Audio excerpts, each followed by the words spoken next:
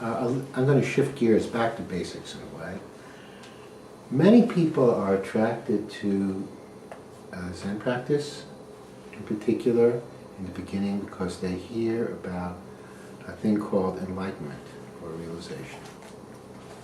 And it's very alluring because they hear things like that people sat and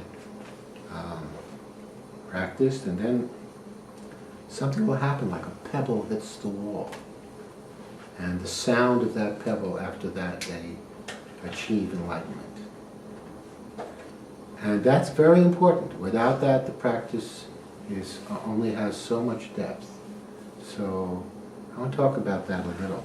It's very hard to talk about because it's so in front of you that it's invisible,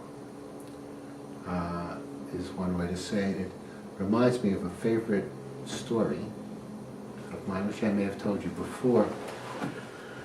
Mullah Nasruddin is or Nasruddin, they say it both ways, depends what country, is a famous Sufi teacher. Mullah means teacher. And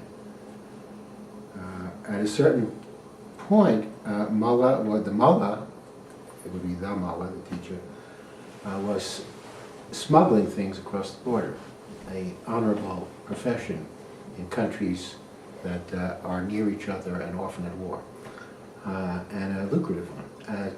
So there was a border guard, and the Mullah used to take his donkey and go across the border, and the border guard would search it over and over, and he'd never find anything.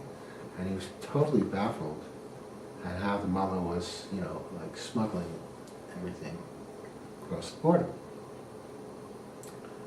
So eventually the border guard retired, and he met the Mullah at I think they call it a caravanserai. It's like a place where they have coffee and they serve probably maybe alcohol or teas and things like that. Think of it as a bar or an inn. And he goes over to the Mullah and says, okay, now I have to ask you, I'm retired. I can't get you in trouble anymore, nor do I want to. But could you please tell me, because I've been dying to know for years, all those years, what were you smuggling? And the Mullah says, sure, I was smuggling donkeys.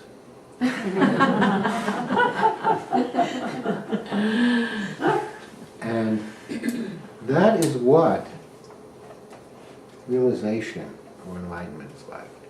It is so obvious that you can't see it.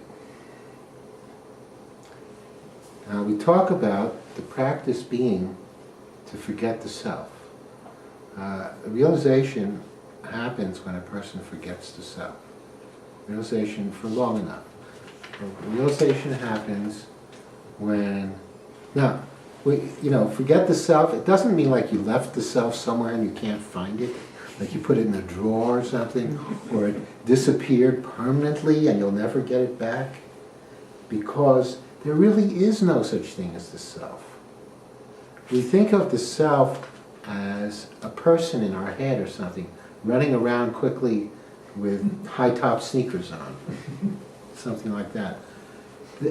The self is just a conglomerate of thoughts that we have over and over again. Well, it happened to him and his brother, strangely enough. So these people were climbers, they hit their head, and they forgot everything they ever knew. And see, if the self were a concrete thing, it would have been over here somewhere. He could have just gotten it and picked it up and put it back in his head, right? But to have a self, you have to regenerate the self over and over by associative thoughts.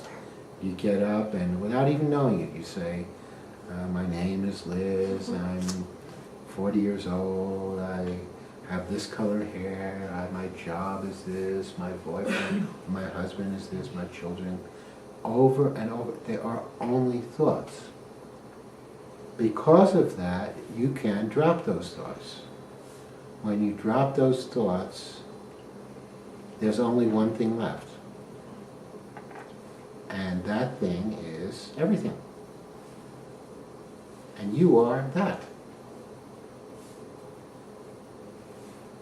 Now it sounds funny, you see who you really are, that all along this whole thing you built up about a self that was separate from everything else was just a series of thoughts that you were thinking over and over and over. Now,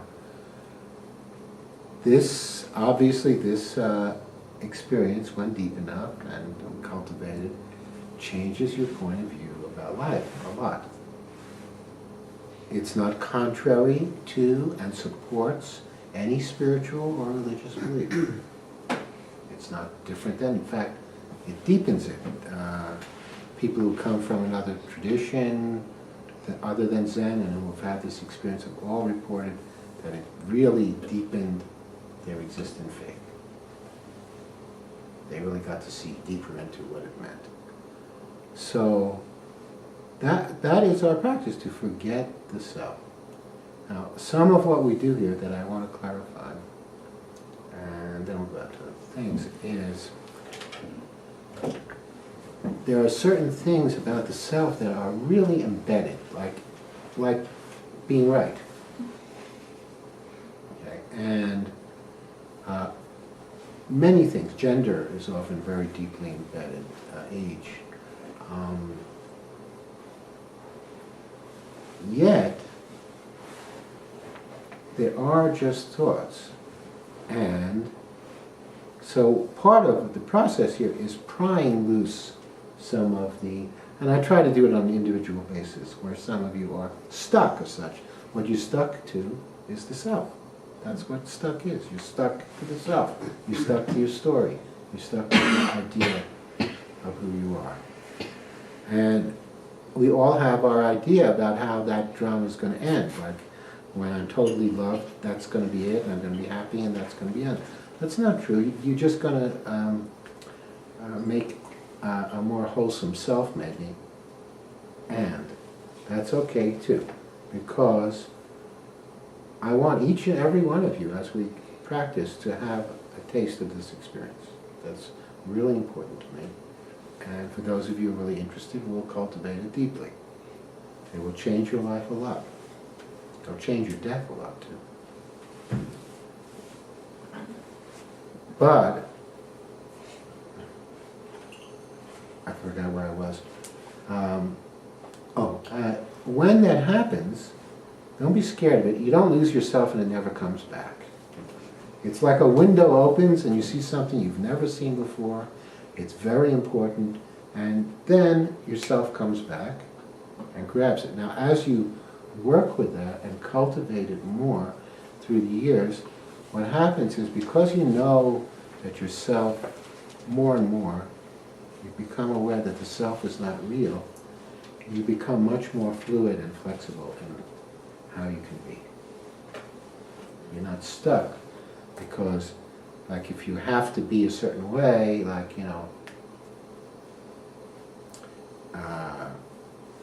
then you have certain values, okay? Like, I always find this obnoxiously funny. I'm the one that's obnoxious about it, but I always find it really, like, people have certain tastes. Like, they think that classical music, like Beethoven, Bach, and Brahms, or where it's at in music, or that certain painters or certain writers, that's all nonsense. And it's fine to love that music, and then it's fine to love the Rolling Stones too, and it's fine to love the Yeah Yeah Yeahs too, and it's fine to love Linkin Park. It doesn't. There is no superior. There are things that are harder to do. It doesn't become better. It becomes more complicated. There is no better song than that's they're just different. So all these things that we choose to be ourselves, they only bind us to not being anyone else. So the practice is to be free of them.